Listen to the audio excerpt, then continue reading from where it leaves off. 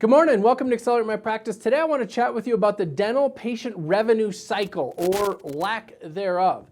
Meaning, what are some of the challenges that you run into dealing with patients and insurance specifically? And there's a whole lot of pitfalls here. In fact, I'm planning to film an additional show to back this up relative to a piece of this process. But I first want to describe it. The way we kind of see it is there's this process where a patient comes in for treatment, you submit for insurance, you find out there's not as much insurance coverage as the patient was explained. The patient then gets a statement sent out to them, finds out there's an additional out-of-pocket expense, gets frustrated. In some cases, the doctor's writing off some portion of that, and then of course costs go up. The writing off the portion of that portion, I am not suggesting is the right way, just to be clear, but I know it's commonplace. In fact, the whole follow-up show is going to be on that very topic. But I want to first get into this one, this never-ending cycle that gets really destructive for the profitability of the practice and for the relationship with the patient. And the challenge as I see it is, in many cases, the dental office is owning and has the onus of the responsibility for good information. And while I understand that it's nice if we can understand and have good information, the reality, contractually speaking, in many cases, is the relationship is with the insurance company and the patient. Now, the patient doesn't realize that. So I realize we already have a disconnect here. And then depending on the scenario, if you're in-network, out-of-network, there is a contractual obligation on your part. But in those scenarios, it gets a lot easier to estimate what the patient portion is, as opposed to an out-of-network scenario and usual and customary and all. It can be a hot mess. So I think first and foremost, there needs to be some educational component to sit down with a patient and say, hey, we're filing with your insurance as a courtesy for you. The contract is actually between you and the insurance company, and we're third party to it. In fact, in some cases, they won't even tell us what usual and customary is.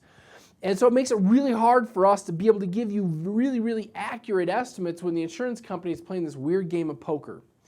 So I would have some conversation along those lines with the patient to say, hey, I want to be really, really clear that we are in fact estimating, because sadly the insurance company won't share everything with us for some strange reason. But we're going to do our best.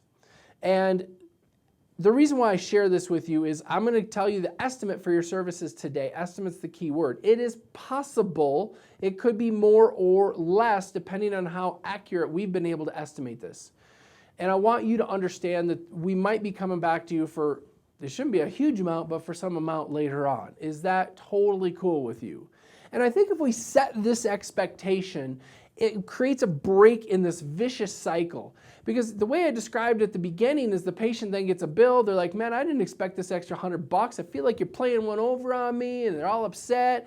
And then they call you upset, and then the doctor writes it off, which I want to come back to in the next show.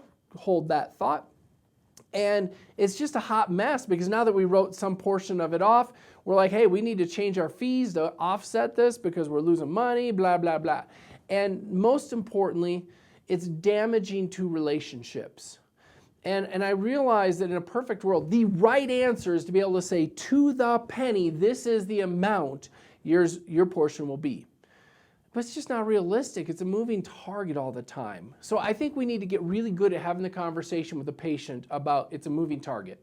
It's a moving target that the insurance adjusts their stuff periodically. They never tell us. I feel like they just try and get in between your relationship with us. And the reality is, and this is a great question to use, do you think your insurance company is concerned about your health more than their profitability and stock returns?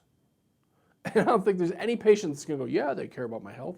But it's funny, if you leave it to them and the patient is calling the insurance company, all of a sudden the insurance company does a wonderful job of making you guys look like the monkeys who don't know what they're doing, when in fact it's them making it difficult for you, and they're trying to make you look like monkeys because they want to disrupt that relationship so they can have more power, my opinion.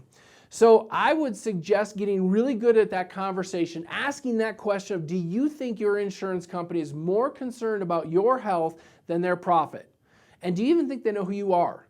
Or do you think they identify you by some patient ID number or social, and they don't even know your name, much less your kid's name, your husband's name, and what town you even live in? They don't know anything about you. They don't care, is the reality. And really what I want to do is cast doubt at the insurance company to diminish this power struggle between them to where the patient is loyal to us. We're here to serve you. We've known you 20 years. We know your entire family. We know Johnny just won, scored something at the last football game. Yay. It's awesome. So we need to get good at those conversations to diminish this influence the insurance company can have. And what will happen is you will break that cycle. The other thing I would tell you to do is whatever your estimate is, I would personally suggest you bump it 10%. So meaning if you think the patient portion is going to be $400, I would make the patient portion $500 because it's a lot easier to write a refund than it is to ask for more money. Not to mention, imagine this phone call. You have 2 phone calls to make. One, you get to call the patient and say, hey, by the way, you owe me another $100. Or the other phone call is, hey, patient, I went and bloodied up the insurance company, got extra reimbursement out of them, and they paid us more than we thought, and therefore we actually owe you $100. Cool. Talk about having a different relationship.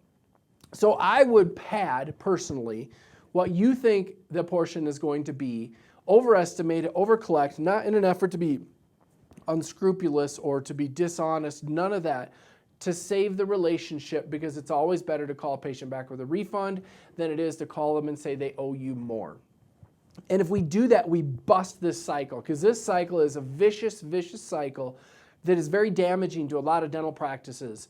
And a lot of times when we meet the owners of practices, this is one of the first things that comes up, is the PPO has got its fingers in my pocket even worse, and I'm struggling to make a living because of it. It's hurting me, blah, blah, blah, blah. Insert whatever story you want. You get the idea.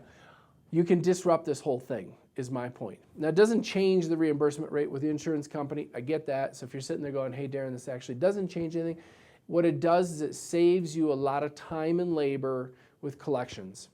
And if I can diminish that to where you have the cash now, you'll be a healthier business. And that is our whole plan. How can we make your business healthier so you can serve your patients more comfortably rather than having this internal conflict that often takes place? So if you're finding this helpful, first off, have a conversation with your coach. Secondly, watch the next episode on this whole write-off patient courtesies topic, because this is a very, very important piece that you've got to understand the pitfalls of it. So stand by, make sure and stay tuned for the next show. Otherwise, have an awesome day.